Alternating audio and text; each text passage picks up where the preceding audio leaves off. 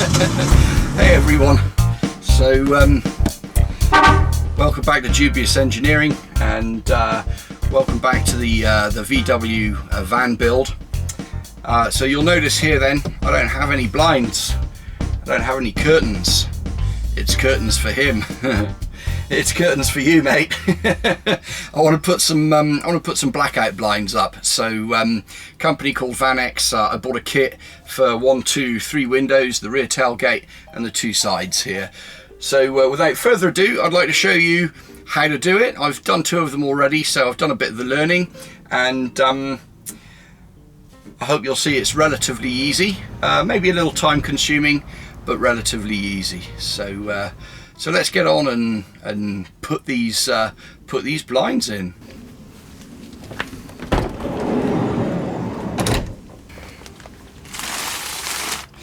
So first part of the mission, open the packaging. Obviously be careful, especially if you're going to be using a Stanley knife like me. You really don't want to cut into your curtains or anything like that. So and also you don't want to score your paintwork. So what do you get in the kit then? Get a bag of bits, which are essentially screws and bits and pieces, and some end caps here. And then you get the curtains themselves. It's curtains for you.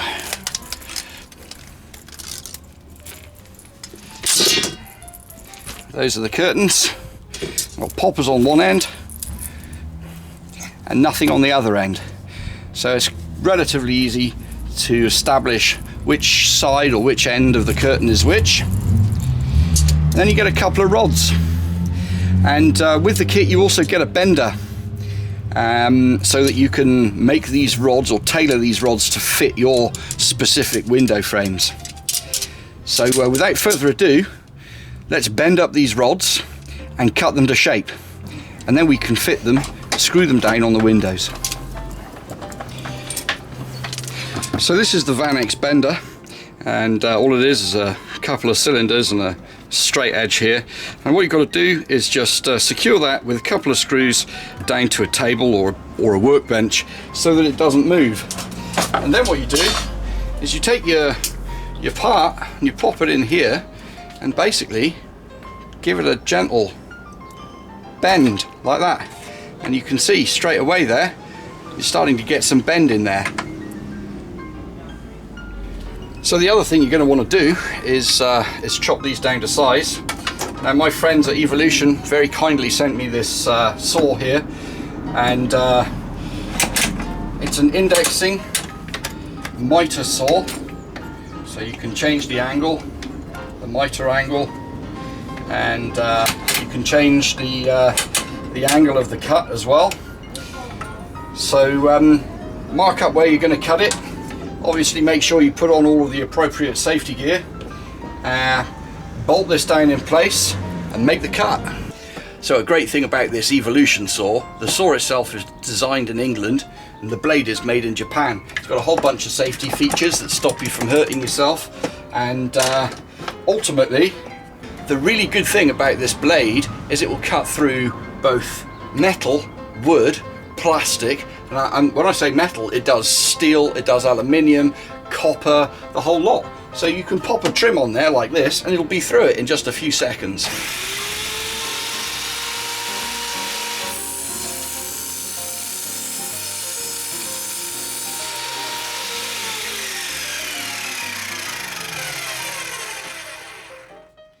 And there we have it, a nice clean cut. And we can get bending that now as well.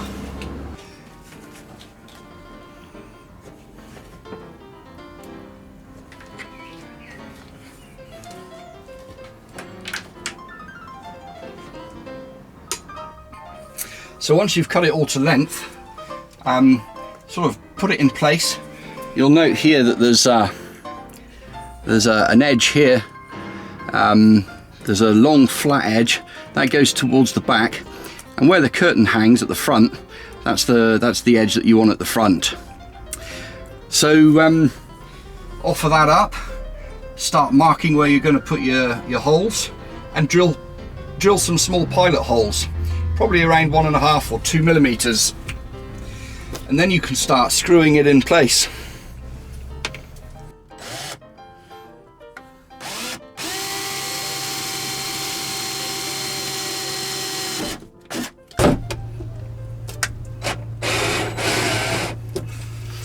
So it's a little hot in here.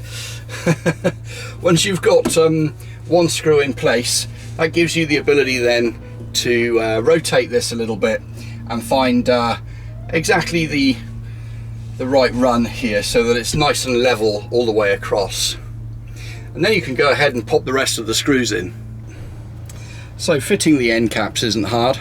Some of them are marked with RR, maybe right, and some of them marked with LL.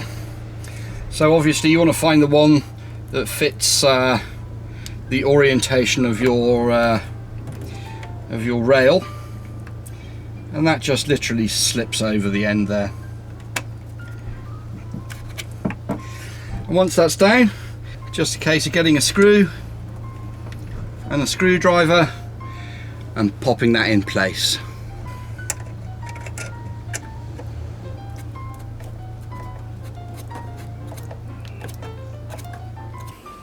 So one thing I have noticed, because the doors are double skinned, sometimes you don't. Sometimes these screws interfere with the second skin of the door. So I've had to cut a few down with the Dremel.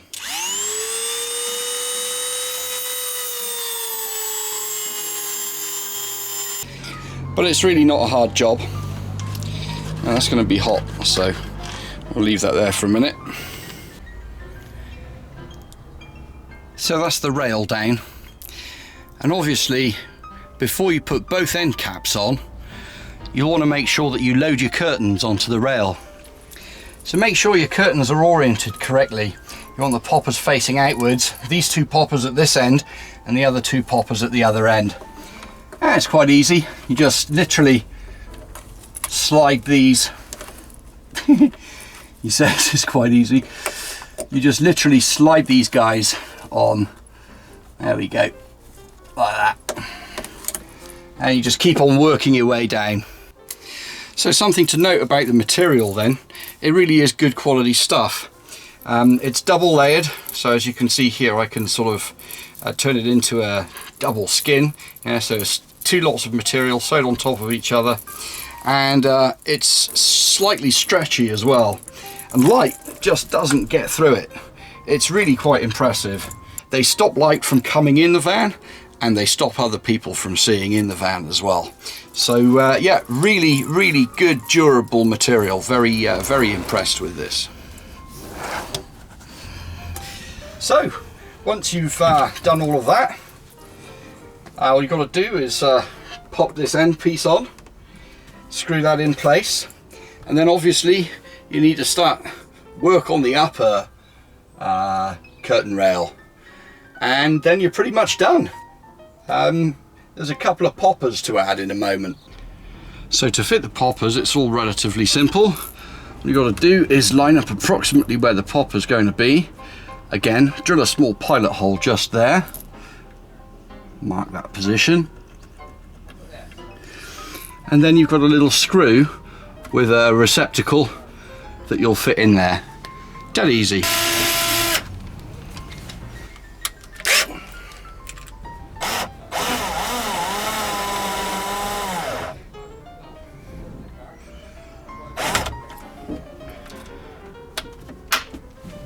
And boom, here they are, folks. Oh, look at that. I love the way they fold out beautifully flat. You've got that little bit of stretch to them. When you bring them back, you've got that lovely concertina effect. Magnificent. So as always, thanks ever so much for watching. Give us a good old thumbs up. Don't forget to subscribe. Perhaps share this with a few friends that you might that you believe. Perhaps share this with a few friends that you perhaps share this with a few friends that might find it useful, interesting, or perhaps even entertaining.